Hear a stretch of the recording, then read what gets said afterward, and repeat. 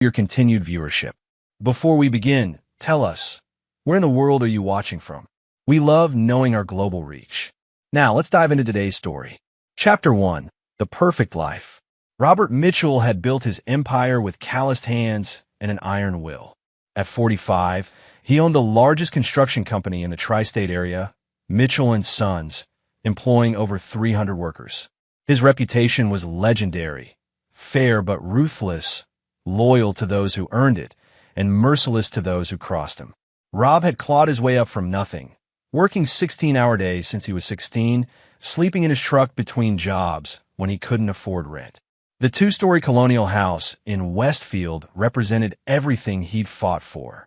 Linda, his wife of 18 years, had transformed it into something from a magazine spread. Their son Danny, now 15, had everything Rob never had: private school, college fund, a future handed to him on a silver platter. Rob stared at his reflection in the bathroom mirror that Tuesday morning, noting the gray threading through his dark hair. The scars on his knuckles told stories of bar fights and construction accident from his younger days. He'd married Linda when she was 22 and he was 27, a beautiful waitress with dreams bigger than her small hometown could contain. He'd given her those dreams, shaped them into reality with his bare hands.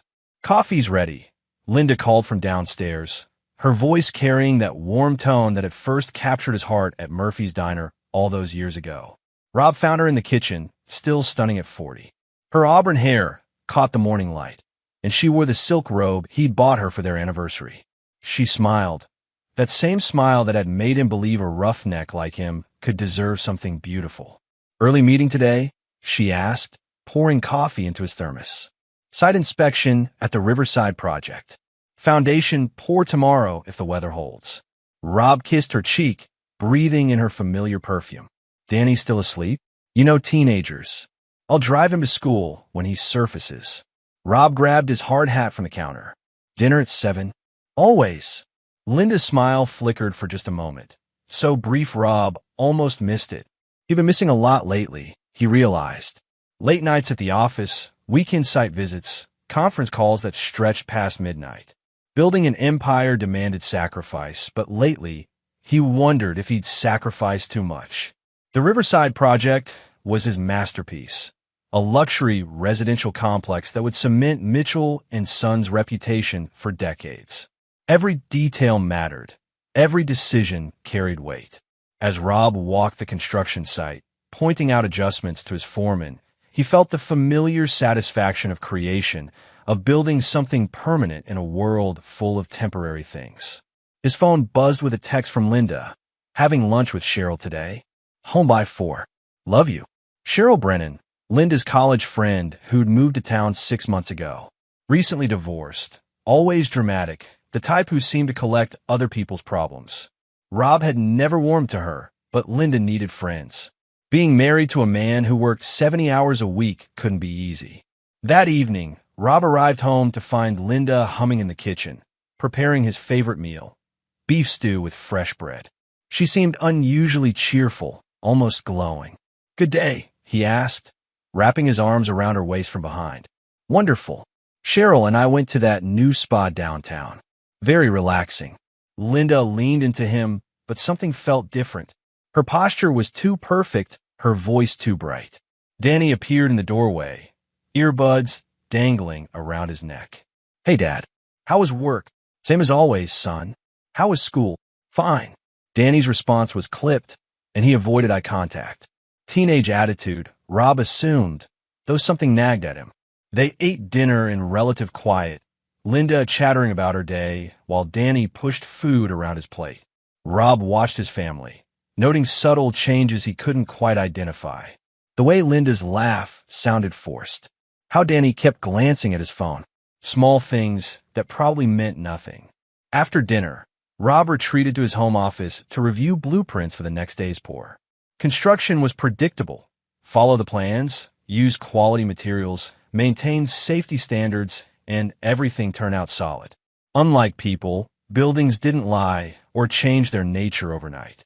Around 11, Rob headed upstairs to find Linda already in bed, reading one of her romance novels. She looked up as he entered, and for a moment, he saw something in her eyes. Guilt? Fear? Then she smiled, and he decided he was imagining things. Long day, she said, marking her place in the book. They're all long days. Rob sat on the bed's edge, removing his work boots. But worth it, are they? Linda's question caught him off guard. Rob studied her face. What do you mean? Nothing. Just, sometimes I wonder if you're happy, Rob.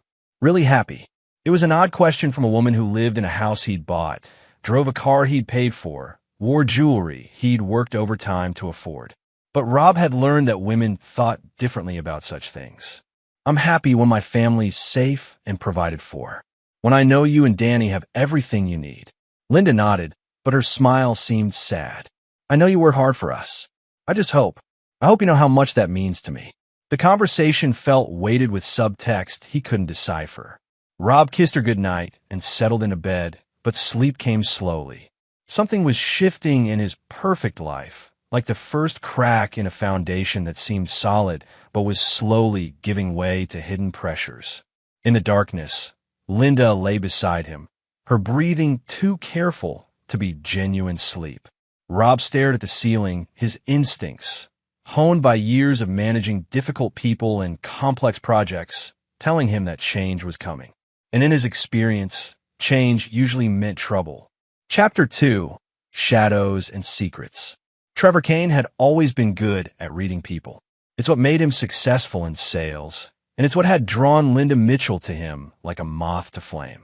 At 38, Trevor possessed the kind of easy charm that opened doors and loosened purse strings.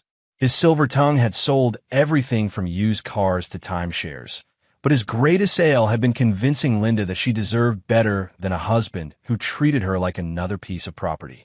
Trevor's apartment overlooked the harbor, a modest place that he'd furnished with rental furniture and fake artwork. Everything in his life was temporary, disposable, including the women who passed through it. But Linda was different. She represented something permanent, something valuable. She represented Robert Mitchell's money. He suspects something, Linda said, pacing Trevor's living room in the pale afternoon light. She'd been agitated all week, jumping at shadows, checking her phone obsessively. Rob's not stupid, baby, but he's predictable. Trevor pulled her close, feeling the tension in her shoulders. 15 years of the same routine, same priorities. Work, work, work. He doesn't see what's right in front of him. Linda had first walked into his car dealership 8 months ago, claiming she wanted to surprise Rob with a new truck for his birthday. Trevor had seen through that lie immediately. She was shopping for attention, not vehicles. The expensive clothes couldn't hide the loneliness in her eyes, the way she lit up when someone actually listened to her talk. It had taken 3 coffee dates before she'd kissed him, 2 weeks before she'd come to his apartment, a month before she'd started talking about how empty her marriage had become, how Rob worked all the time and barely seemed to notice she existed. I gave him the best years of my life, she'd whispered in Trevor's bed one afternoon. I was 22 when we met. I had dreams, plans, but Rob needed a wife who'd stay home, look pretty, and never ask for anything more. Trevor had listened and sympathized and slowly planted the seeds of an idea. Linda wasn't just unhappy. She was entitled to compensation for all those lost years. Rob Mitchell was worth millions, and Linda deserved her share. Divorce would be messy, expensive, and Rob would fight it with the same ruthless efficiency he brought to his business. But there were other ways to get what she deserved. Tell me about your day again, Trevor said, guiding Linda to the couch. Every detail. I had lunch with Cheryl like we planned. She took pictures of us at the restaurant, made sure to get timestamps on everything. Then we went to the spa. More pictures, more alibis. I was home by 4, just like I texted Rob. And Danny. Linda's face tightened. He's been quiet lately. Moody. But that's normal for his age, right? Trevor had been watching Danny Mitchell for weeks, studying the boy's patterns, his vulnerabilities. 15-year-olds were easily manipulated if you knew which buttons to push. Danny was angry at his father's absence, resentful of being ignored, desperate for attention. Trevor had been giving him that attention, slowly building trust. Kids pick up on tension, Trevor said carefully. Maybe he senses things aren't right at home. The plan had taken months to develop. Trevor had learned patience in his years of long-con sales tactics. Rob Mitchell was too smart and too careful to fall for anything obvious. But every man had blind spots, and Rob's was his absolute faith in his family. He'd built walls around his business empire, but left his home completely undefended. Phase 1 had been reconnaissance. Trevor had befriended Cheryl Brennan at a bar downtown, discovering she'd been Linda's college roommate. A few expensive dinners and some carefully applied charm had convinced Cheryl to reconnect with her old friend. Cheryl became Trevor's inside source, reporting on Linda's marriage, Rob's schedule, the family's routines. Phase 2 was seduction. Not just Linda, that had been easy, but the entire family structure. Trevor had positioned himself as Linda's confidant, the understanding friend who listened to her problems. Through Cheryl, he'd learned about Danny's struggles at school, his resentment toward his father. Trevor had orchestrated chance meetings with the boy, gradually building a relationship. Phase 3 was the setup. Rob Mitchell's reputation for ruthless business dealings made him enemies. His construction company had contracts with questionable partners, employed workers who'd been in trouble with the law. Trevor had spent weeks cultivating these connections, learning which men held grudges against Rob, which ones could be bought or threatened into cooperation. The video is perfect, Trevor assured Linda. Professional quality, perfect lighting, clear audio. Rob's face is unmistakable. Linda shuddered. I still can't believe you convinced me to help film that. What if someone finds out? Nobody will find out. The location is completely untraceable, and we destroyed all the equipment afterward. As far as anyone knows, Rob committed a felony, and you just happened to discover it. The video had been Trevor's masterstroke. Using deepfake technology and careful staging, they'd created footage showing Rob Mitchell engaged in something that would destroy his reputation and send him to prison. The technical details had cost Trevor $30,000, money he'd borrowed from very dangerous people. But the investment would pay dividends. Once we confront him with the evidence, he'll have no choice, Trevor continued. Prison or cooperation. He'll sign over power of attorney to you, transfer assets, liquidate investments. We'll be gone before he realizes what happened. Linda pulled away from him. What about Danny? I can't just abandon my son. This was the weak point in Linda's resolve, the maternal instinct that complicated everything. Trevor had prepared for this objection. Danny's 15. In 3 years, he'll be 18 and completely independent. Do you want him to remember his mother as the woman who stayed trapped in a loveless marriage, or the woman who was brave enough to take control of her life? It was manipulation, pure and simple, but Linda needed to believe she was the victim in this scenario. Trevor had learned that people could justify anything if you gave them the right narrative. Besides, Trevor added, once we're established somewhere else, Danny can visit. Maybe even come live with us when he's older. Linda nodded, but Trevor could see the doubt in her eyes. He'd have to be careful. If she wavered now, if maternal guilt overcame her greed, the entire plan would collapse. And Trevor owed too much money to too many dangerous people to walk away empty-handed. That evening, as Linda drove home to her perfect house and her unsuspecting husband, Trevor made a phone call. It's happening tomorrow night, he told the voice on the other end. Make sure Danny's ready to play his part. The voice confirmed understanding and hung up. Trevor poured himself a scotch and stood at his window, looking out at the harbor lights. By this time next week, he'd be on a beach somewhere warm, drinking better scotch and planning his next score. Rob Mitchell's empire would crumble. Linda would have her freedom and fortune, and Trevor would disappear into the sunset. The only question was whether Linda would stick to the plan when the moment came. Trevor had learned that people's true nature emerged under pressure.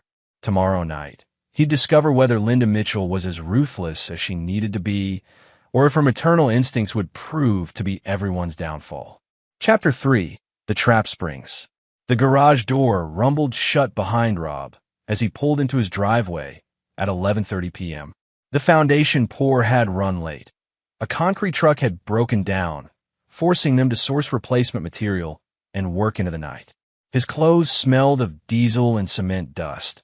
His back ached from hours of supervision, but the job was done right.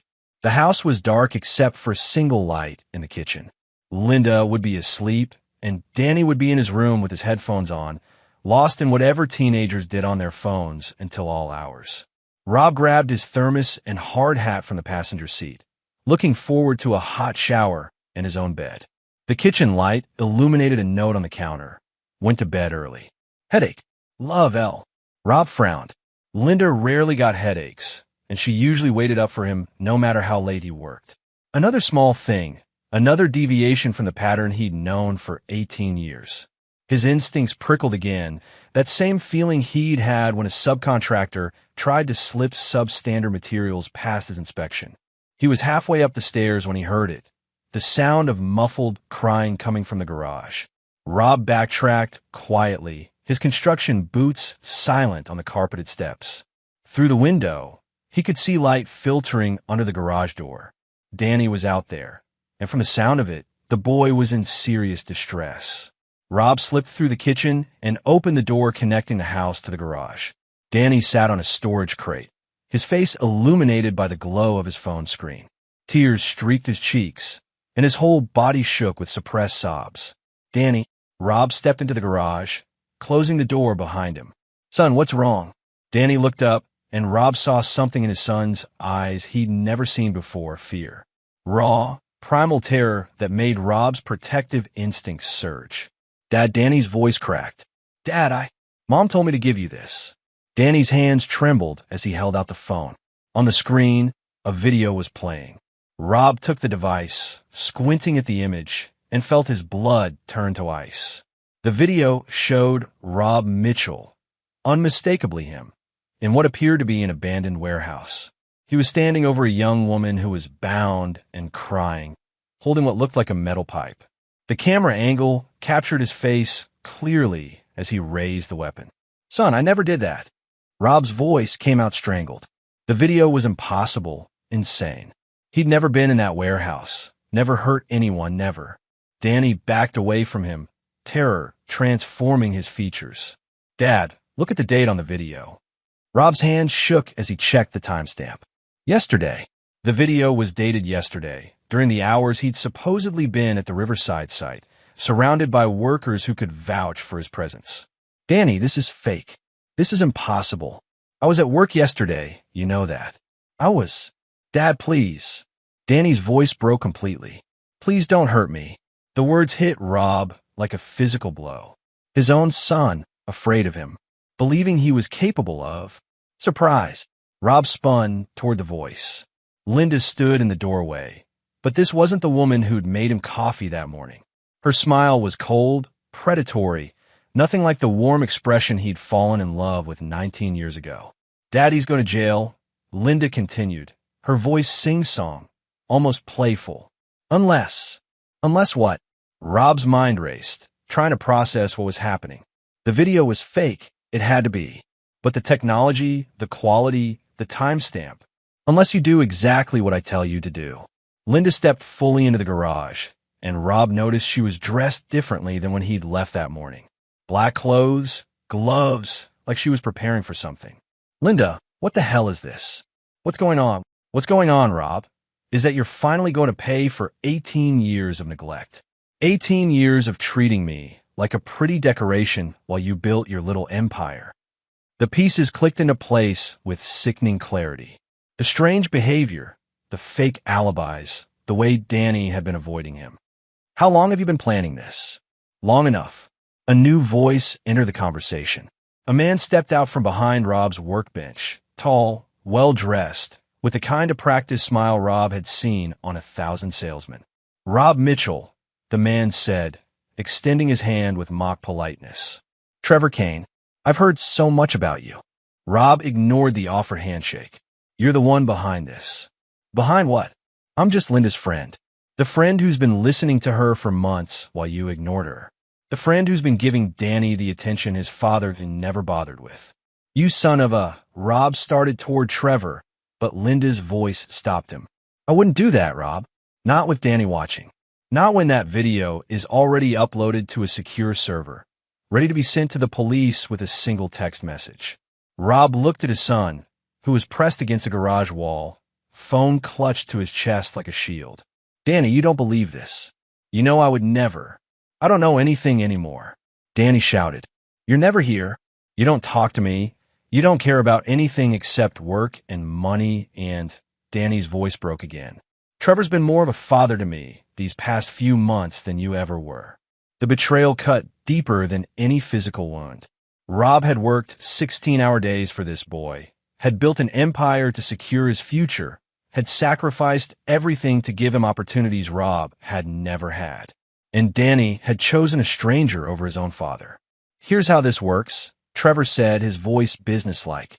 "You're going to sign some documents, transfer certain assets, liquidate some investments, and in return, that video never sees the light of day. And if I refuse?" Linda's smile widened. "Then you'll be in prison within 24 hours, facing charges that will destroy everything you've built. Your company, your reputation, your freedom. Everything." Rob looked around the garage, at his tools, his workbench, the space where he'd taught Danny to change oil and check tire pressure. Memories of better times, when his family had seemed solid and permanent. "You miscalculated," Rob said quietly. "Excuse me." Trevor's confidence wavered slightly. "You think you know me. You think you understand what kind of man I am." Rob's voice was calm, controlled, but something had shifted in his posture. "You see a businessman who'll negotiate when cornered. A family man who'll do anything to protect his reputation." Linda and Trevor exchanged glances. Danny pressed further against the wall. "You're wrong," Rob continued. "I'm not a businessman who happens to work construction. I'm a construction worker who learned business. I'm the kind of man who fought for everything he has, who broke bones and shed blood to build something from nothing." "Dad!" Danny's voice was small, uncertain. "And you," Rob looked directly at his son, "chose them over me. Your own father." "Rob, don't be dramatic," Linda said, but her voice had lost some of its confidence. "Just sign the papers, and—" "I built this life with my hands," Rob interrupted. "And if it burns down, I'll rebuild it the same way. But first—" Rob's smile was nothing like the warm expression his family knew. It was the smile of a man who'd grown up in rough neighborhoods, who'd settled disputes with fists before he'd learned to settle them with lawyers. "First, you're all going to learn what happens when you threaten Robert Mitchell." Trevor stepped forward, pulling out his phone. "One text message, old man. One text, and your life is over. Send it," Rob said. "But understand something. When that video goes public, I'll have nothing left to lose. And a man with nothing to lose is the most dangerous thing in the world." The temperature in the garage seemed to drop 10 degrees. Danny whimpered softly, finally understanding that his father wasn't the broken man they'd expected to find. Linda's hand moved toward Trevor's arm, a warning gesture. But Trevor was too arrogant, too invested in his plan to recognize the shift in power dynamics. His finger hovered over his phone screen, ready to destroy Rob Mitchell's life. He had no idea that Rob Mitchell was about to destroy his. Chapter 4. The Hunter Becomes Prey. Rob stood motionless for 3 heartbeats, his mind shifting into the calculating mode that had built his empire. Every successful construction project began with assessment. Understanding the foundation, identifying weak points, determining which structures could bear weight and which would crumble under pressure. "Send the video," Rob repeated, his voice steady. "I'm curious to see how far you've thought this through." Trevor's finger hesitated over the phone screen. Something in Rob's tone had clearly unsettled him. "You're bluffing. You have too much to lose." "Do I?" Rob took a step closer, and Trevor instinctively backed up. "Let's examine what I actually lose. My reputation? Built it once, I can build it again. My company? I know every competitor in the tri-state area, every foreman worth hiring, every client worth keeping. My money." Rob glanced at Linda. "Half of it goes to my cheating wife anyway." Linda's face had gone pale. "Rob, you're not thinking clearly. The charges alone will." "Will what?" "Stick." Rob laughed, a sound devoid of humor. "You think I survived 30 years in construction without learning how to spot a setup? That video is impressive work. Probably cost you serious money. But you made one critical error." Trevor's confidence was cracking. "What error?"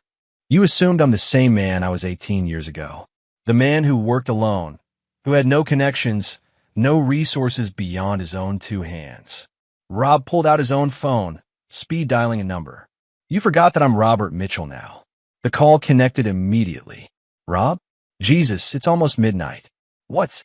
Pete, I need you to listen carefully. Someone just showed me a deep fake video of me committing a felony. Very high quality, professional work. I need to know who in the tri-state area has the equipment and expertise to produce something like that. Detective Pete Romano had been Rob's friend since childhood, back when they'd both been scrapping in the same tough neighborhood. Pete had chosen law enforcement. Rob had chosen construction. But they'd maintained their friendship through 3 decades, bound by shared history and mutual respect. Deepfake? Rob, what the hell have you gotten yourself into? I'll explain later. Right now I need that information. Give me an hour. And Rob, don't do anything stupid until I call you back. Rob ended the call and looked at Trevor, whose face had gone ashen. You see, the beauty of building a successful business is that you collect resources. Contacts. People who owe you favors. People who trust you. You can't prove anything, Trevor said, but his voice lacked conviction. Can't I? Rob smiled. Pete Romano is one of the best detectives in the state. He'll trace that video back to its source within hours. Professional deepfake work requires serious equipment, and there are only a handful of operators in this region. Rob began pacing the garage, his movements predatory. But that's just the beginning. See, once Pete confirms this is fraud, I'll have ground for a lawsuit. Conspiracy, extortion, alienation of affection, intentional infliction of emotional distress. My lawyers will tear through your lives like a tornado. Linda found her voice. Rob, please. We can work this out. We can. Work what out? Rob's gaze fixed on her with surgical precision. 18 years of marriage, and you plan to destroy me over what? Money? Freedom? Or just the thrill of betraying everything we built together? You don't understand what it's been like. Linda's voice rose. Being married to someone who cares more about concrete and steel than... Stop. The single word cut through her protest like a blade. Don't you dare make this about my work. Everything I built, every hour I worked, every sacrifice I made was for this family. For you. For him. Rob's eyes found Danny, who was still pressed against the wall. And you both chose a stranger over me. Trevor was frantically typing on his phone. Rob could see the panic in his movements, the desperate attempt to salvage a plan that was disintegrating by the minute. Were you texting? Rob asked. Your technical support? Your financial backers? Or maybe the dangerous people you borrowed money from to finance this operation? Trevor's head snapped up. How did you know about your debts? Your desperate situation? Your history of long-con sales tactics? Rob's smile was razor sharp. You've been watching my family for months. Did you really think I wouldn't have you investigated the moment I realized something was wrong? The lie came easily, but it hit its target. Trevor's face went white as he processed the implications. That's right, Rob continued. I've known about you for weeks. About your apartment, your debts, your history of targeting wealthy women. About the people you owe money to. Very dangerous people who don't accept excuses when payment comes due. Linda looked between Rob and Trevor, confusion and fear warring in her expression. Trevor, what is he talking about? What debts? Trevor's phone buzzed with an incoming call. He glanced at the screen and visibly flinched. I need to take this. By all means, Rob gestured magnanimously. Don't let me interrupt your business. Trevor stepped toward the corner of the garage, turning his back to the group. His voice was low, urgent, but Rob caught fragments. Need more time? Complications. Payment coming. Rob used the distraction to move closer to Danny. His son was trembling, tears still streaking his face, looking younger than his 15 years. Danny, Rob said quietly. Look at me.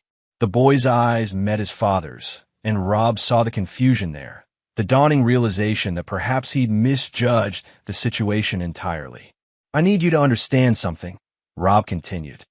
That man has been manipulating you, using your feelings against me to serve his own purposes. He doesn't care about you or your mother. You're just tools to him. But he said He listened to me when you wouldn't. And what did he tell you to do? How did he convince you to betray your own father? Danny's face crumpled.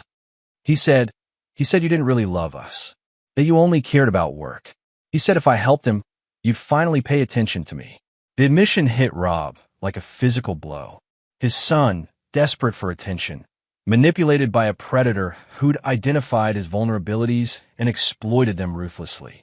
Danny, Rob's voice was gentle now, the anger temporarily set aside.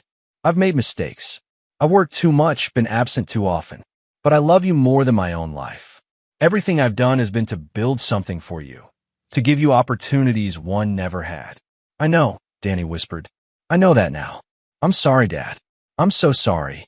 Rob pulled his son into a fierce embrace, feeling the boy's shoulders shake with sobs. Over Danny's head, he watched Trevor finish his phone call. The man's face was grim, desperate. The walls were closing in from multiple directions. Linda stood frozen, watching her family reconcile while her own world crumbled around her. The confident woman who delivered ultimatums 15 minutes ago was gone, replaced by someone who was finally understanding the true scope of her mistake. The video is already uploaded, Trevor said, returning to the group. Even if we wanted to stop this now, who says we want to stop it? Rob released Danny, but kept one hand on his son's shoulder. You see, Trevor, you've been thinking like a small-time con artist. But I think bigger than that. Rob's phone rang. Pete Romano, calling back early.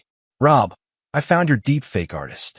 Guy named Morrison operates out of a warehouse in the industrial district. Expensive equipment, very skilled, but he's got a gambling problem. Word is he's been taking high-risk jobs to pay off debts. Thanks, Pete. I owe you. Rob, what are you planning? This sounds like justice, Rob said, and ended the call. Trevor's face had gone gray. The warehouse, the equipment, the operator, all the threads of his plan were unraveling in real time. Here's what's going to happen, Rob said, his voice carrying the authority of a man who'd commanded construction crews and boardrooms for decades. That video gets released, and the investigation begins immediately. Morrison talks to save his own skin. They always do. The money trail leads back to you, Trevor. The conspiracy charges, the extortion, the fraud. It all lands on your head. Linda's involved too, Trevor said desperately. She helped film it. She's part of... Is she? Rob's smile was arctic cold. Because from where I stand, it looks like my wife was manipulated by a predator who targeted her vulnerabilities, just like he targeted my son's. A skilled prosecutor could paint her as another victim in your scheme. Linda stared at Rob in shock. After everything she'd done, he was offering her a way out. But that protection comes with conditions, Rob continued. Full cooperation, complete honesty about your involvement. And most importantly, Rob's gaze fixed on Linda with laser intensity. You disappear from my life forever.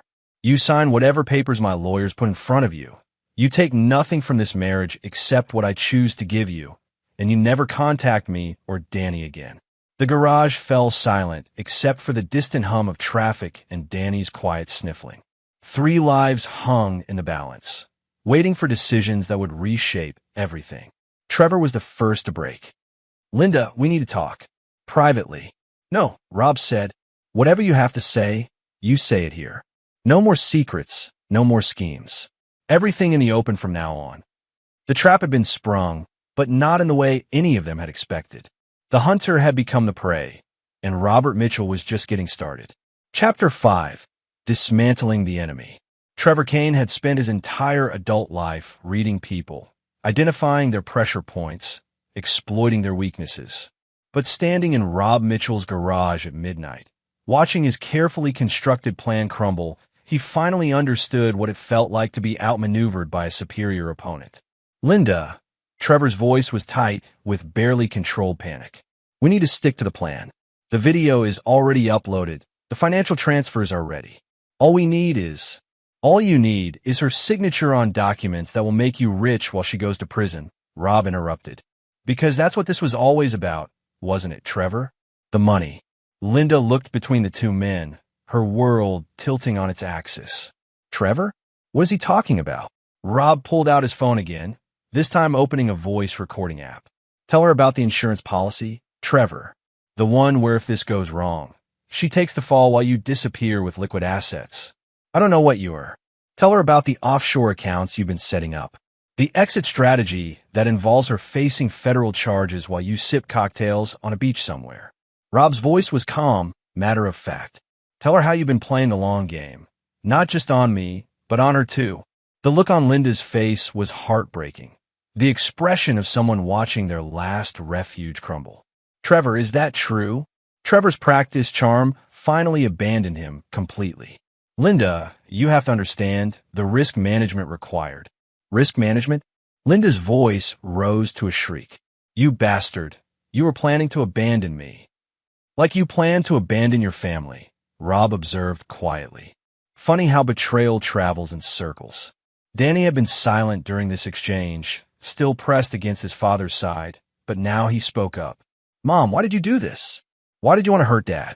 Linda's attention shifted to her son, and Rob saw something break in her expression. Whatever anger had driven her to this point, whatever justification she'd built in her mind, they crumbled under her child's questioning gaze. I thought, Linda's voice faltered. I thought he didn't love us anymore. I thought he cared more about his work than his family. So you decided to destroy him, Danny said, and the condemnation in his young voice was absolute. You decided to send him to prison. Danny, you don't understand how complicated. I understand that you're my mother, and you try to destroy my father. Danny pulled away from Rob and faced Linda directly. Trevor told me it was just about getting Dad's attention, making him realize what he was losing. He never said anything about prison or destroying his life. Rob felt a surge of pride at his son's moral clarity, even as his heart broke for the boy's pain. To discover that one parent had been willing to sacrifice the other for personal gain. No child should have to process that kind of betrayal. Trevor was backing toward the garage door, clearly calculating his chances of escape. But Rob had anticipated this. I wouldn't, Rob said conversationally. Pete Romano has units positioned around the neighborhood. They've been there since I called him. It was another bluff, but Trevor couldn't know that. His shoulders sagged in defeat. Here's what's going to happen, Rob continued, his voice carrying the authority of a man accustomed to giving orders that weren't questioned. Trevor, you're going to call Morrison and tell him to destroy all evidence of the video project. Then you're going to transfer any assets you've already moved back to their original accounts.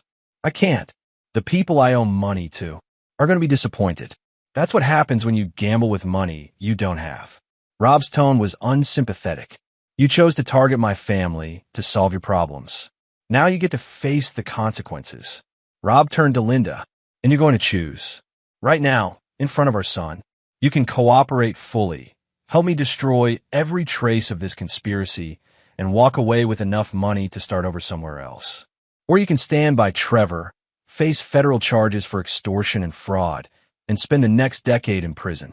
Linda looked at Trevor, searching his face for some sign that he had a solution, a backup plan, anything that would salvage this disaster. But Trevor's expression was that of a man watching his own execution.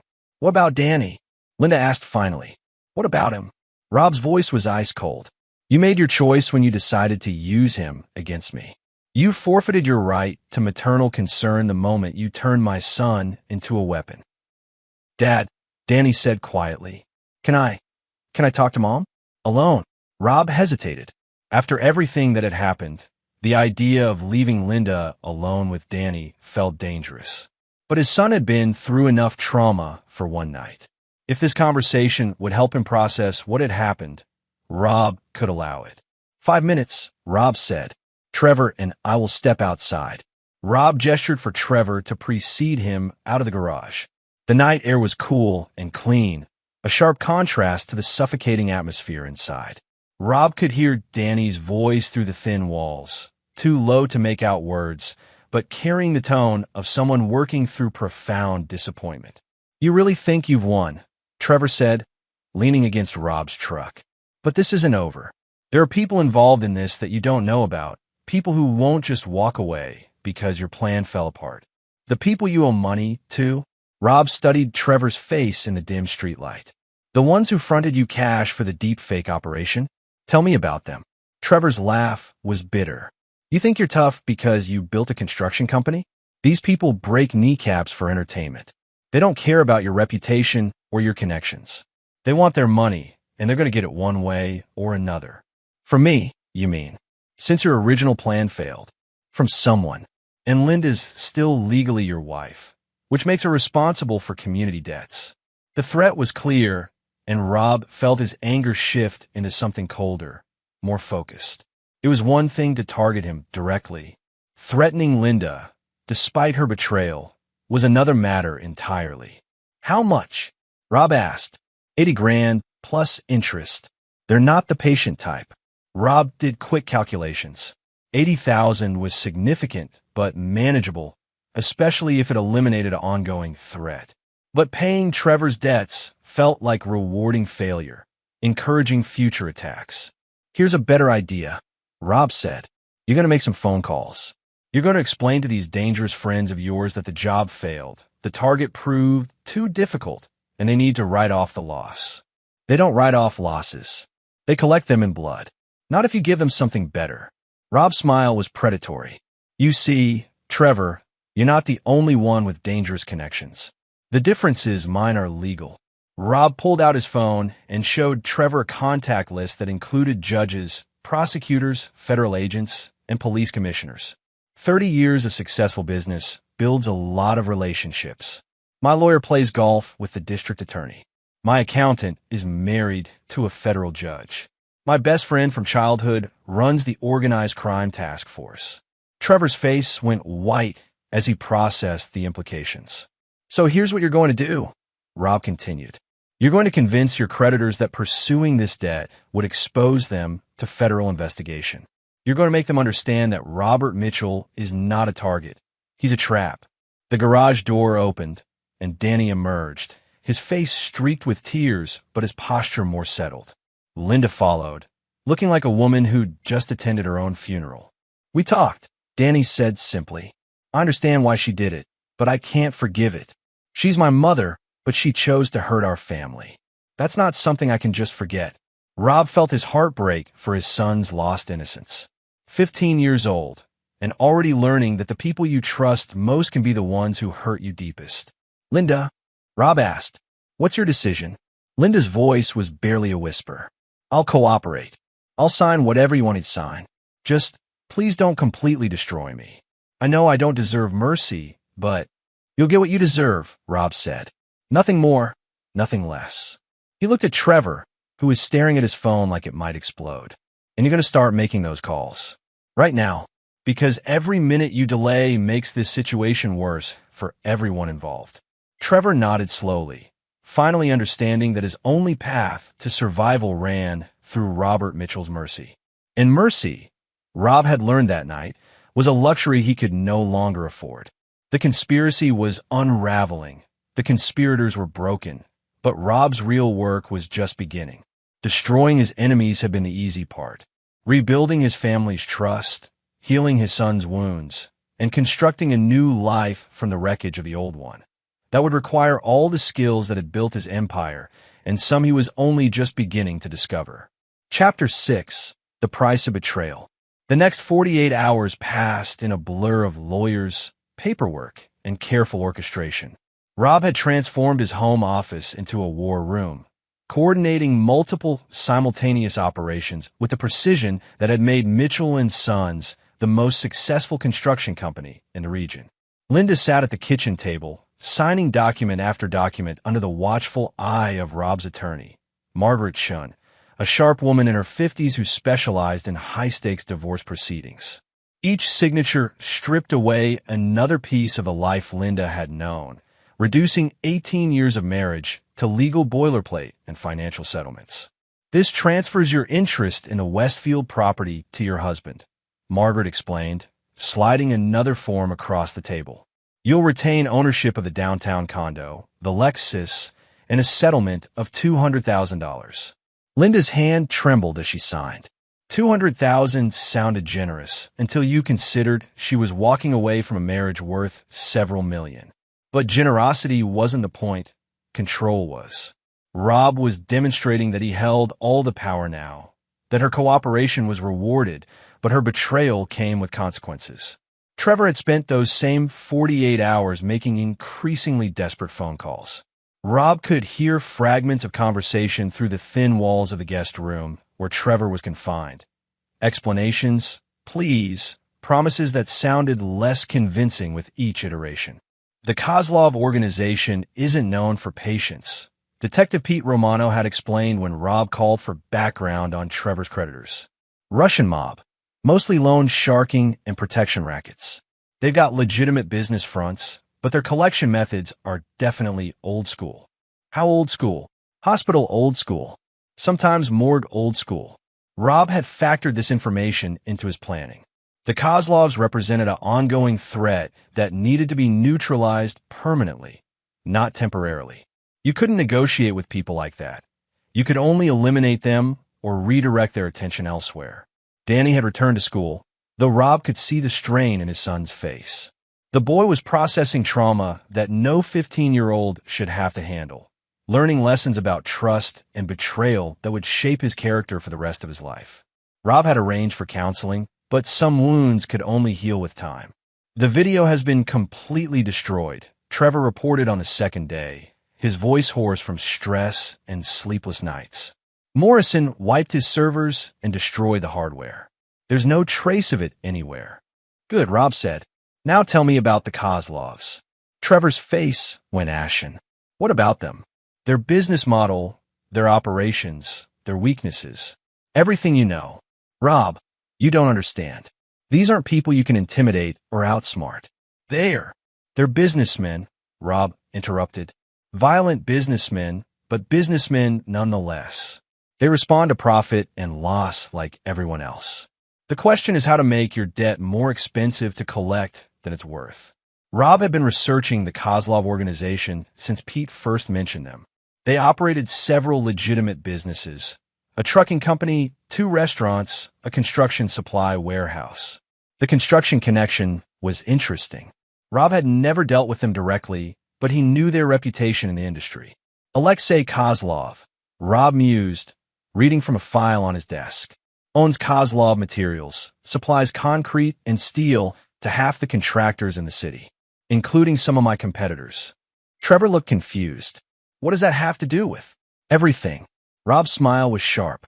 See, Trevor, you're thinking like a small-time criminal, but I think like a businessman. And in business, leverage is everything. Rob picked up his phone and dialed a number he'd memorized hours earlier. The call was answered on the second ring by a heavily accented voice. Kozlov Materials. This is Alexei.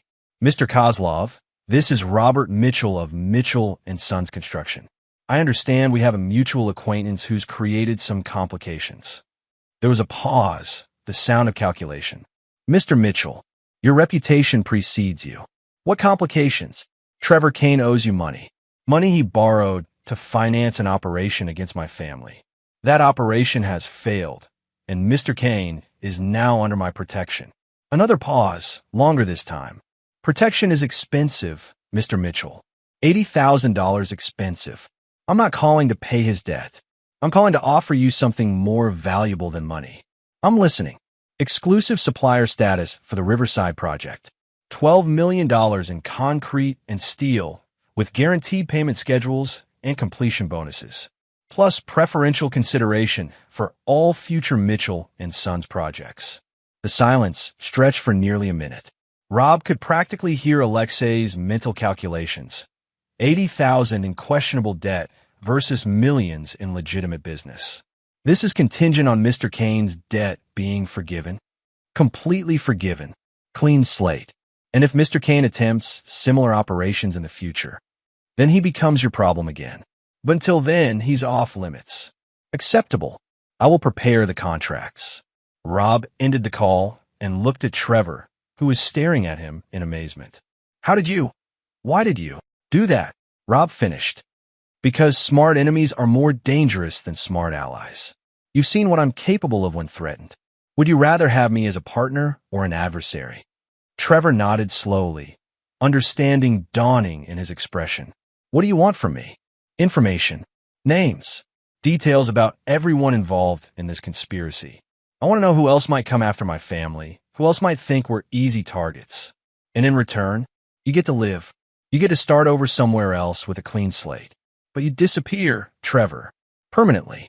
If I ever see you within 100 miles of my family again, the Kozlovs will be the least of your problems. Trevor spent the next hour detailing every aspect of the conspiracy, every person involved, every loose end that might cause future problems. Rob recorded everything, building a comprehensive picture of the threat landscape around his family. By Thursday evening, the immediate crisis was resolved. Linda had signed the final papers and would be moving to the downtown condo within the week. Trevor had a bus ticket to Portland and enough cash to start over somewhere the Kozlovs would never find him. The legal complications were settled, the financial arrangements finalized. But Rob knew this was just the beginning. The attack on his family had exposed vulnerabilities he'd never considered, blind spots in his defenses that needed to be addressed. More importantly, it had shown him something about himself, something cold and calculating that he'd kept buried under years of legitimate business success. That evening, Rob found Danny in his room, homework spread across his desk, but clearly struggling to concentrate. "How are you holding up, son?" Danny looked up, and Rob saw the same steely determination in his son's eyes that he recognized in his own mirror. "I'm angry, Dad. Really angry. At me? For how I handled this. No, at myself. For being so stupid, for letting them use me against you." Danny's voice was tight with self-recrimination. "I should have seen through it. I should have known better." Rob sat on the edge of the bed. "You're 15, Danny. You're supposed to trust people, supposed to believe that adults have your best interests at heart. What happened wasn't your fault, but I chose them over you. Even when you tried to tell me the truth, I believed them instead. And what have you learned from that?" Danny considered the question seriously. "That trust has to be earned. That people can lie even when they claim to love you. That sometimes the people closest to you are the most dangerous." Rob felt a chill at his son's words. They were true, but they were also the kind of hard lessons that could turn a person cynical, cold, isolated. The kind of lessons that had shaped Rob's own character in his youth. "Those are important lessons," Rob said carefully. "But don't let them make you hard, Danny. Don't let what happened here turn you into someone who can't love or trust anyone." "How do you do it, Dad? How do you trust anyone after something like this?" Rob was quiet for a long moment, searching for an answer that would serve his son well. "You trust carefully. You verify before you believe. And you never, ever forget that some betrayals are unforgivable." Danny nodded, processing this wisdom with the seriousness of someone who'd learned adult lessons the hard way. "Dad, what's going to happen to Mom? She's going to live with the choices she made. Some consequences can't be negotiated away or bought off. She betrayed her family, and that's not something you recover from. Do you think she's sorry?" Rob considered the question. Linda had cried during the final document signing, had begged for forgiveness, had promised it would never happen again. But remorse and genuine change were different things entirely. "I think she's sorry she got caught," Rob said finally. "I think she's sorry her plan failed. Whether she's actually sorry for what she did, that's something only she can answer." Danny returned his homework, and Rob headed downstairs to his office. He had calls to make, plans to finalize, a new security structure to implement around his family. The immediate threat was neutralized, but Rob Mitchell had learned something important about himself during this crisis. He was capable of things he'd never imagined. Cold things, ruthless things, and that capability would serve him well in the battles that were surely coming. Because men like Robert Mitchell didn't just have enemies, they created them. And the price of betrayal, Rob had decided, was something he would collect in full from anyone foolish enough to threaten his family again. Chapter 7. The Reckoning. 6 months after the garage confrontation, Rob stood in his office reviewing the quarterly reports that confirmed what he already knew. Mitchell & Sons was experiencing unprecedented growth.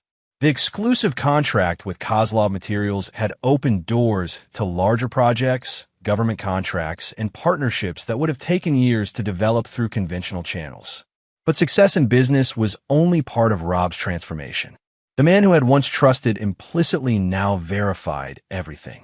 The father who had once worked long hours to provide for his family now understood that presence was more valuable than provision. The husband who had once believed in the permanence of marriage now lived alone in a house that had been purged of every trace of Linda's existence.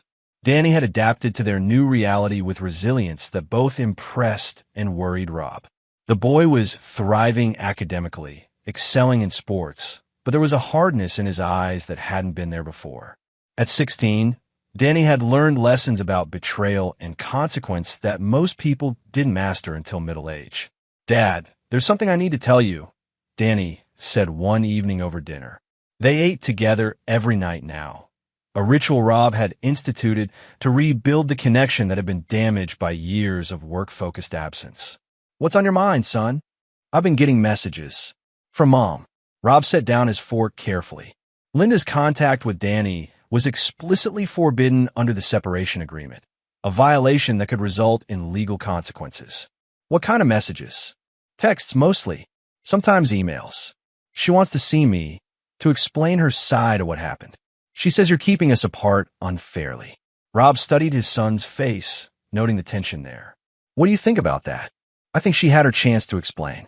In the garage that night, when everything came out, she chose Trevor over us, chose money over family. I don't see what else there is to discuss." The cold logic in Danny's voice was startling. Rob recognized his own analytical nature reflected in his son, but worried about the emotional cost of such detachment. "Danny, she's still your mother. Despite everything that happened, despite the choices she made, that biological connection doesn't mean anything," Danny interrupted. "Biology doesn't create obligation. Love and loyalty have to be earned, just like respect. She forfeited her right to be my mother when she tried to destroy my father." Rob felt a mixture of pride and concern at his son's moral clarity. The boy had developed an ethical framework that was admirably consistent, but potentially limiting. Learning to never forgive meant never being vulnerable, but it also meant never experiencing the full range of human connection. "Have you responded to her messages?" "Once. I told her that any contact needed to go through you, that I wasn't interested in secret communication. She hasn't respected that boundary." Rob made a mental note to have his lawyer send Linda another cease and desist letter. Testing boundaries was typical behavior for someone who'd lost control and was looking for any avenue back into the lives she'd abandoned. "There's something else," Danny continued. "I've been doing some research on Trevor." "What kind of research?" "Social media, public records, business registrations. I wanted to know what happened to him after he left town." Rob had been wondering the same thing, but hadn't actively investigated. Trevor Kane's fate was less important than ensuring he stayed gone, but curiosity was natural. "What did you find?" "He's in Portland, like you suggested, working a used car lot, living in a studio apartment. Completely different life than what he had here." Danny paused. "He looks broken." "Good," Rob said without hesitation. "Actions have consequences. He chose to target our family, and now he's living with the results of that choice." "Do you think he learned his lesson?" Rob considered the question. Men like Trevor Kane were fundamentally opportunistic, always looking for angles, always calculating risk versus reward. The question wasn't whether he'd learned a lesson. It was whether he'd learned the right lesson. "He learned that I'm not an easy target," Rob said finally. Whether he learned not to target anyone is a different question entirely. That weekend, Rob received a call that confirmed his instincts about unfinished business. Pete Romano's voice was tense with professional concern. "Rob, we need to talk. In person. How soon can you get to my office?" An hour later, Rob sat across from his childhood friend in the detective's cramped office, studying crime scene photos that made his blood run cold. "Alexei Kozlov was found dead in his office 3 days ago," Pete explained. "Professional hit, very clean, very thorough. The kind of work that costs serious money." Rob stared at the photos, his mind racing through implications. "Any suspects?" "Competing organizations, mostly. The Kozlovs have been expanding their territory, stepping on toes. But there's something else." Pete leaned forward. "Alexei had been asking questions about you, about your business, your family, your relationship with Trevor Kane. Starting about 2 weeks ago, he was being very careful, very discreet, but word gets around in my business. Rob processed this information, feeling pieces of a puzzle clicking into place. Someone hired Alexei to investigate me, then killed him to cover their tracks. That's my working theory. The question is who and why now, 6 months after the Trevor Kane situation was resolved. Rob thought about Linda's messages to Danny, about boundary testing and probing for weaknesses. Pete, I need you to look into something for me. Linda's been trying to contact Danny against court orders. I want to know if she's working alone or if someone's encouraging that contact. You think she's involved in this? I think someone is cleaning up loose ends. Alexei knew about Trevor's debt, about the deal we made to resolve it. If someone wanted to eliminate all traces of that arrangement. Pete nodded grimly. They need to silence everyone involved. Trevor, Linda, Alexei, potentially you and Danny. The scope of the threat was becoming clear. This wasn't random violence or competitive business practices. This was a systematic elimination of witnesses to the events 6 months ago. Someone was preparing for something that required complete secrecy. I need protection for Danny, Rob said. Whatever this is, whoever's behind it, they're thinking long-term and they're thinking thoroughly. Already arranged. Patrol units will be monitoring your house and Danny's school. But Rob, Pete's expression was serious. You need to consider the possibility that you're not just a target. You might be the primary target. Rob had been thinking the same thing. The attack on his family 6 months ago had been personal, driven by greed and desperation. This felt different, professional, calculated, methodical. The kind of operation that required resources and planning. Who benefits from my death? Rob asked aloud. Besides Linda? Your business competitors, anyone who owes you money, anyone who's been on the wrong side of your deals over the years. Pete consulted his notes. You made enemies, Rob. Successful men always do. But even as Pete spoke, Rob was thinking deeper, looking for connections that went beyond simple business rivalry. The timing was wrong for coincidence. 6 months after the Trevor Kane crisis, just as his business was reaching new heights of success, just as his relationship with Danny was stronger than ever, someone wanted to tear it all down. Pete, I need you to dig into Linda's finances since the separation. See if she's been receiving money from unknown sources, if anyone's been supporting her lifestyle. You think she's being bankrolled? I think she's being used. Again, and this time, the people using her are much more dangerous than Trevor Kane ever was. Rob left the police station with a clear understanding of his situation. The attack on his family 6 months ago hadn't been an isolated incident. It had been phase one of a longer campaign. Someone with resources and patience was systematically targeting the Mitchell family, and they'd been planning this operation for months. But if his enemies thought Robert Mitchell would be easier to eliminate than he'd been to intimidate, they were about to learn the same lesson Trevor Kane had learned. Rob had built his empire by being smarter, tougher, and more ruthless than his competitors. Now he would defend it the same way. The war for his family's survival was just beginning, and Rob intended to win it decisively. Because the price of losing wasn't just his life or his business. It was his son's future, and that was something Robert Mitchell would never allow anyone to threaten. Chapter 8, Blood and Steel. The attack came at dawn on a Tuesday, professional and swift. Rob's security system detected the breach at 5:47 a.m. 3 vehicles, 8 men, military precision. But Robert Mitchell hadn't survived 30 years in construction by being unprepared for dangerous situations. The safe room he'd built in the basement could withstand a direct assault for hours. Danny was there in 30 seconds, confused but trusting his father's emergency protocols. Rob activated the silent alarm, connecting directly to Pete Romano's private line, then armed himself with weapons he'd hoped never to use. Dad, what's happening? Danny's voice was steady despite the circumstances, a testament to the emotional resilience he'd developed since his mother's betrayal. Someone's trying to finish what they started 6 months ago, Rob replied, checking the monitor feed from cameras positioned around the property.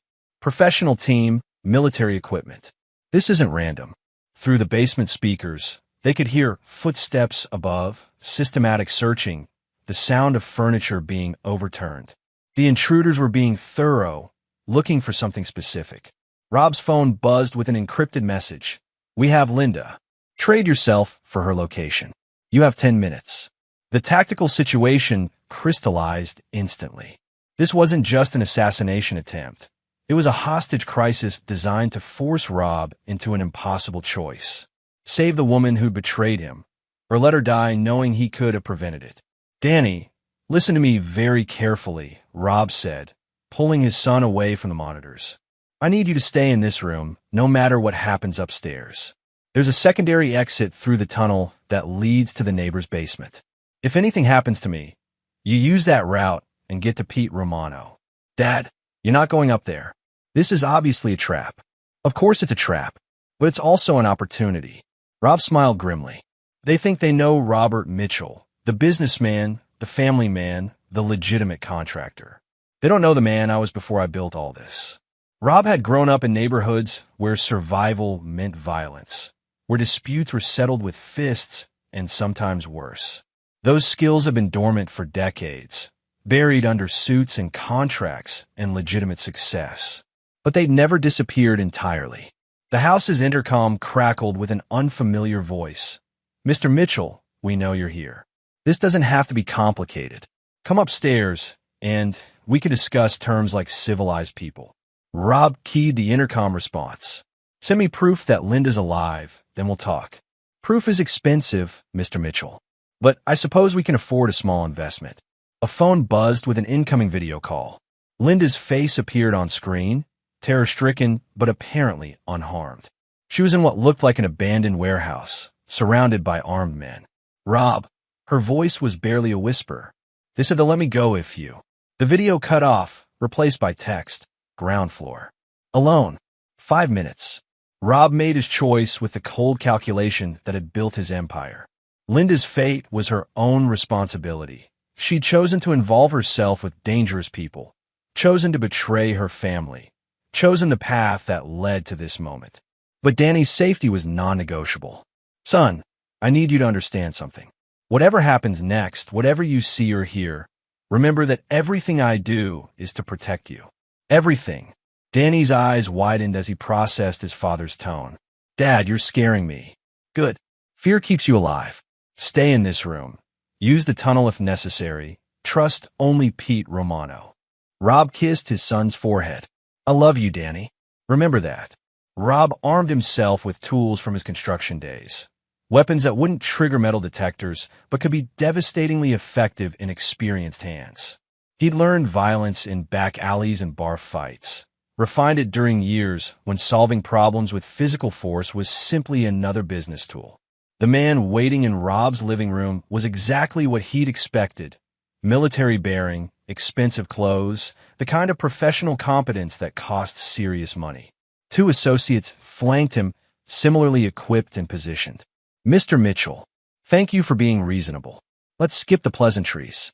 Who are you, and what do you want? My name is irrelevant. What I want is simple.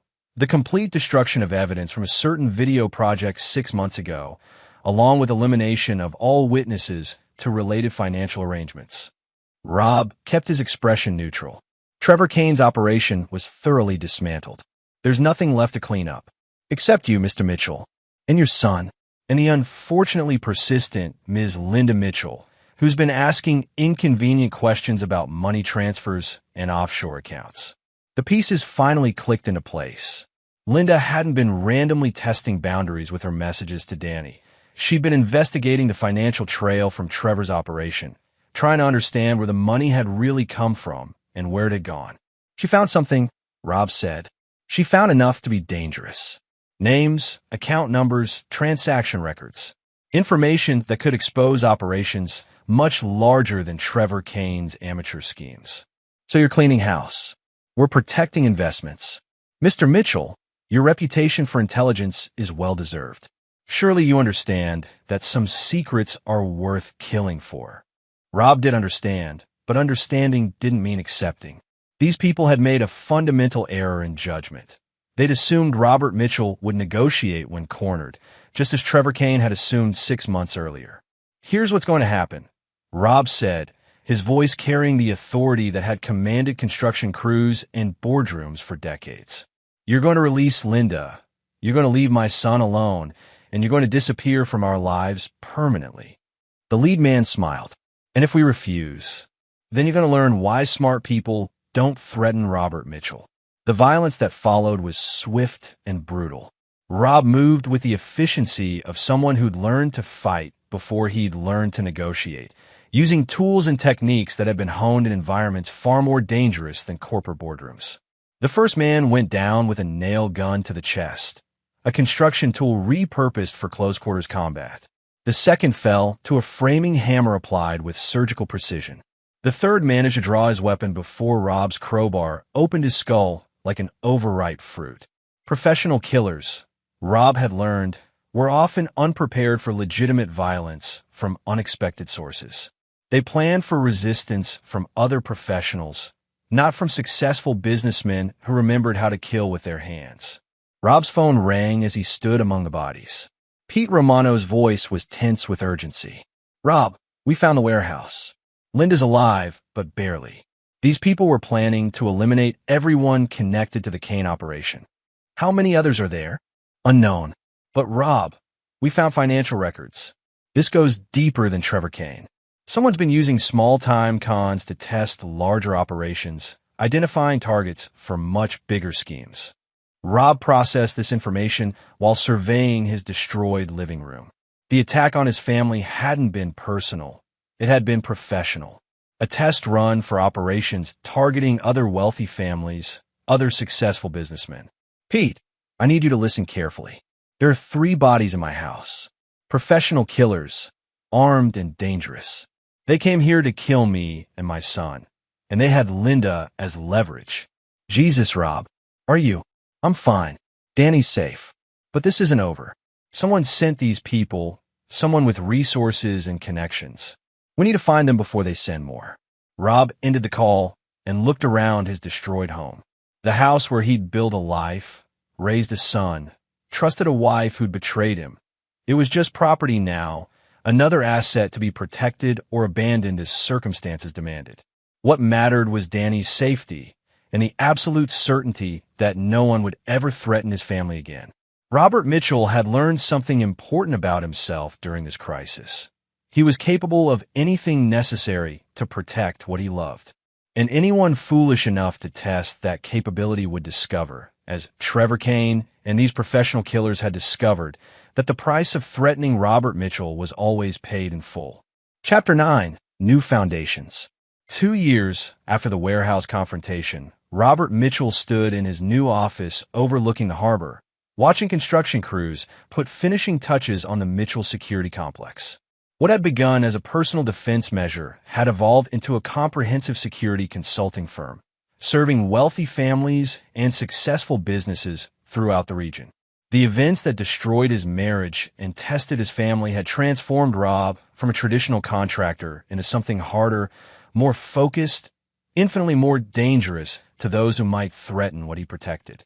Mitchell and Sons still operated, still built quality structures throughout the tri-state area. But Mitchell Security was where Rob's true attention focused now, preventing other families from experiencing the kind of betrayal that had nearly destroyed his own. "Dad, the Portland team just checked in," Danny announced, entering the office with a tablet full of updates. At 18, Danny had grown into his father's analytical nature while maintaining the moral clarity that had emerged from his mother's betrayal. He would start college in the fall, but had spent his gap year learning the family businesses from the ground up. Any issues with the Kane surveillance? None. He's maintained the same routine for 23 months. Work, apartment, grocery store. No contact with criminal associates. No unusual financial activity. Either he's genuinely reformed or he's extremely careful. Rob suspected the latter. Men like Trevor Kane didn't reform. They adapted, evolved, learned from their mistakes. Keeping him under observation wasn't about punishment. It was about early warning. If Trevor ever decided to return to his old profession, Rob intended to know about it immediately. "What about Linda?" Danny's expression hardened slightly. "Same as always. The condo downtown, part-time job at the art gallery, limited social circle. She's been asking around about you again, trying to get information from your old business associates." Linda had never stopped probing for weaknesses, never stopped looking for angles. The financial settlement from their divorce had been generous but finite, and Rob suspected she was calculating whether another approach might yield better results. She learned nothing from Trevor's failure, except to be more careful about her methods. Any direct contact attempts? 3 messages this week. I deleted them without reading. Danny's relationship with his mother had remained severed since that night in the garage. Rob had offered counseling, encouraged reconciliation, even arranged supervised visits during the legal proceedings. But Danny's decision had been absolute and unwavering. Linda Mitchell had forfeited her right to be his mother when she chose betrayal over family. Rob worried about the emotional cost of such complete rejection, but he also respected his son's moral consistency. Danny had learned the hardest lesson anyone could learn, that trust, once broken completely, could never be rebuilt. The Harrison contract is ready for your signature, Danny continued, setting the tablet aside. Full estate security for the next 5 years. They specifically requested you personally after what happened to the Andersons. The Anderson case had been Rob's most high-profile success, preventing a kidnapping attempt against the tech mogul's family by identifying the threat weeks before it materialized.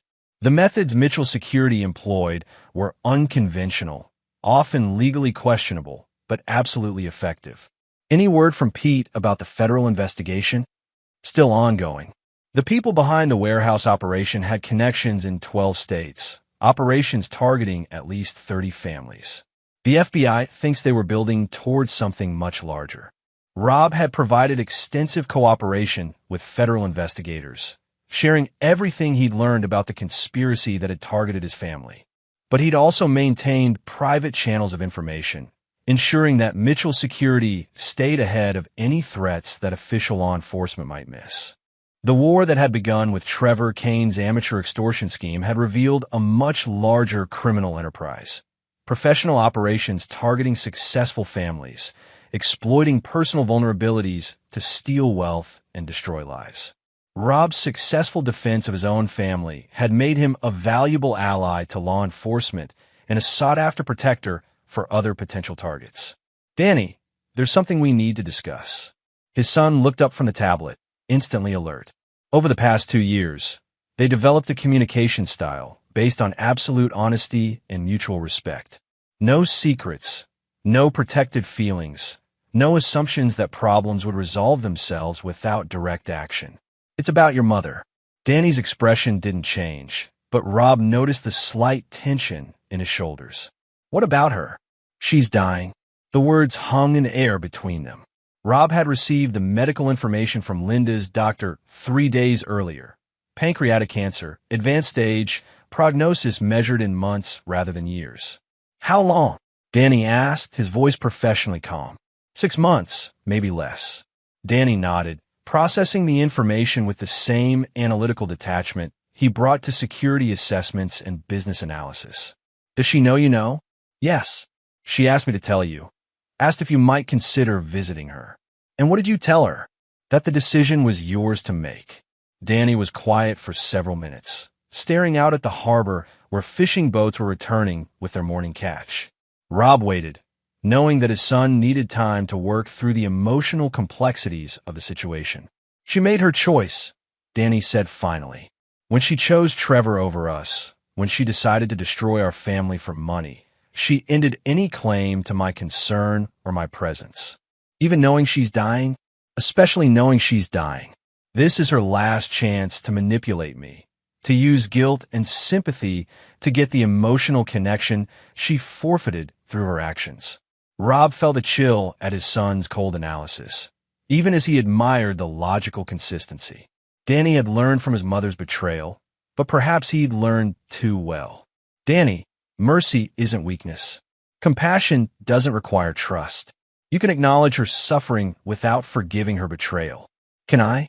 Or would visiting her send the message that betrayal can be overcome with enough time and the right circumstances? It was a fair question, one that Rob had been wrestling with since receiving Linda's diagnosis.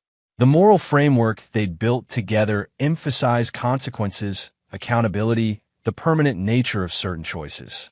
But it also risked creating people who were incapable of forgiveness, mercy, or growth? What do you think I should do?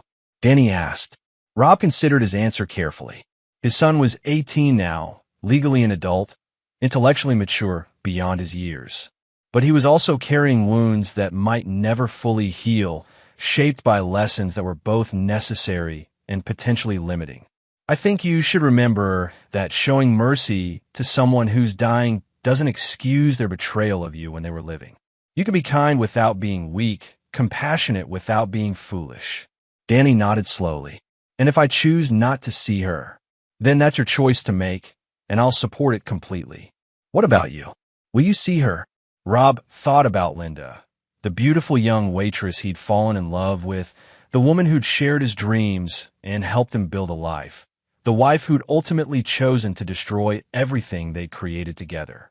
Yes, he said finally. Not to forgive her, not to rebuild anything, but to close the circle. To end this chapter of our lives with clarity rather than unfinished business. Danny returned to his tablet, but Rob could see he was struggling with the decision. The boy had built his emotional defenses around absolute principles, but real life rarely offered absolute situations. Take your time, Rob said. Whatever you decide, we'll handle it together.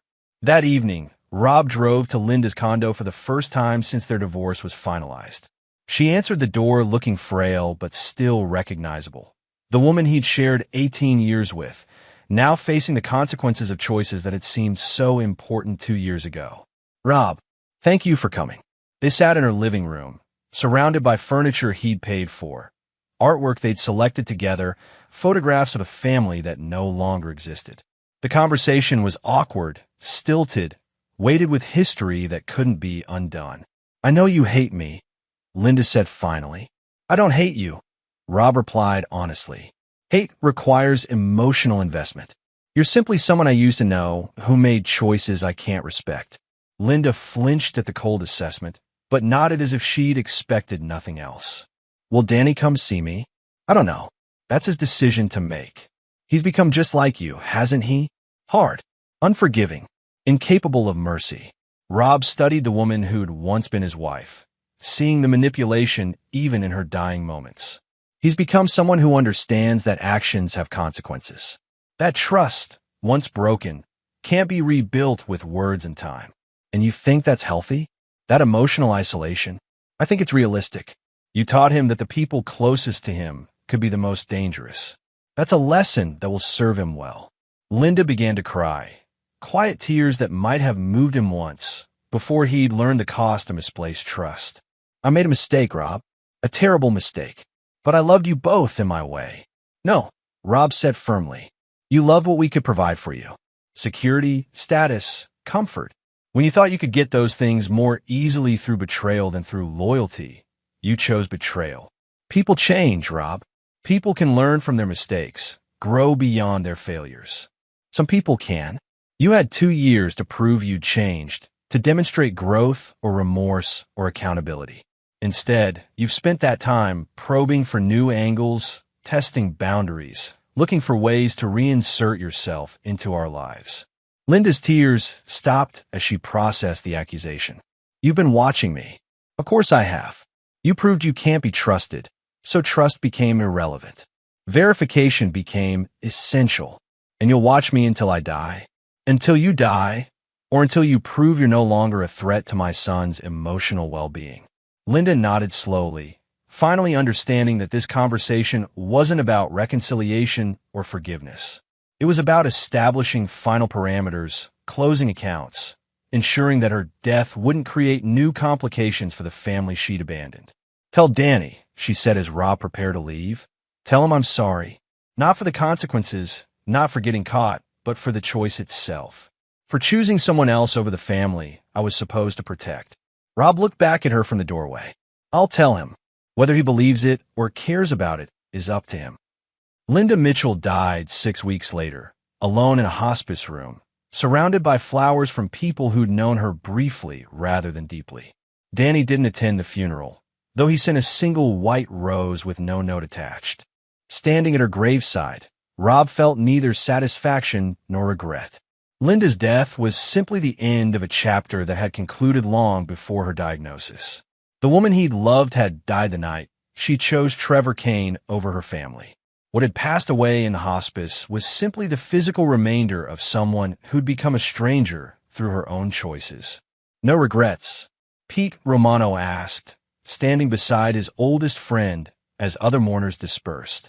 None, Rob replied. She made her choices. We all live and die with the consequences of our decisions. And Danny? Rob looked toward his son, who was waiting by the car, strong and self-possessed and utterly unmoved by the ceremony they'd just witnessed. Danny learned the most important lesson anyone can learn, that trust must be earned and that betrayal has permanent consequences. That's a hard way to live. It's an honest way to live. And in the long run, honesty serves people better than sentiment. They walked toward the car together, leaving Linda Mitchell's grave behind without looking back.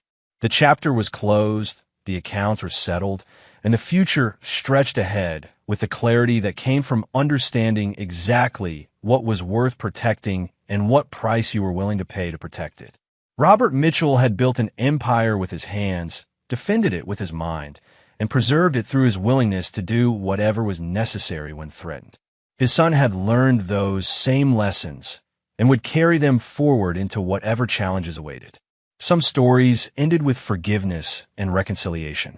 This one ended with justice, accountability, and the understanding that actions have consequences that can't be negotiated away or bought off or forgiven into irrelevance. It ended, in other words, exactly as it should have. And there you have it. Another story comes to an end. What did you think? I'd love to hear your thoughts in the comments below. If you enjoy this story, consider joining our community by subscribing. It means the world to us. For more stories like this one, check out the recommended videos on screen. And I'll see you there.